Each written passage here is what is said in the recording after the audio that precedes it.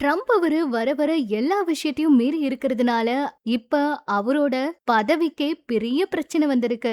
அமெரிக்க அதிபர் Donald Trump Iran குறித்து சமூக வலைதளங்கள்ல அவதூறான ஆட்சேபனைக்குரிய வார்த்தைகளை பயன்படுத்திய விவகாரம் இப்ப அமெரிக்க அரசியல்ல பெரும் புயலை கிளப்பியிருக்கு. ட்ரம்போட இத்தகைய பொறுப்பற்ற பேச்சை கண்டிச்சு அவரை அதிபர் பதவியிலிருந்து நீக்கணும்னு எதிர்க்கட்சி எம்பிக்கள் சொல்றாங்களாம். அமெரிக்க அரசியலமைப்போட 25வது திருத்த சட்டத்தை அமல்படுத்துவதன் மூலம் அவரை பதவியிலிருந்து அகற்ற வேண்டும் அப்படின்னு குறைந்தபட்ச 5 எம்பிகளை வலியுறுத்தி இருக்காங்களாம். ட்ரம்போட மனநிலை மற்றும் செயல்பாடு ஒரு நாட்டோட தலைவருக்குரிய தகுதியோட இல்ல, உலக அமைதிக்கே அவர் ஆபத்துன்னு சொல்லியிருக்காங்களாம். அரசியலமைப்போட 25வது திருத்த சட்டமானது ஒரு அதிபர் தன்னோட கடமையை செய்ய இயலாத நிலையில இருக்கும்போது அல்லது தகுதியற்றவரா கருதப்படும் போது அவரை பதவியிலிருந்து நீக்க வழிவகை செய்யுது. இந்த சட்டம் அமல்படுத்தப்பட்டாவிட்டால் ட்ரம்புக்கு பதிலா துணை அதிபர் ஜே.டி. வைன்ஸ் அதிபர் பொறுப்பேற்க இருக்காங்களாம். இந்த சட்டத்தை பயன்படுத்துறதுக்கு அமைச்சரவையோட ஆதரவு, நாடாளுமன்றத்தோட இரு அவைகளோட 2 பங்கு உறுப்பினர்களோட ஒப்புதல் அவசியமாம். ஈரான் மீதான ட்ரம்ப் இந்த சீற்றம் சர்வதேச அளவுல பதற்றத்தை அதிகரிச்சிருக்க நிலையில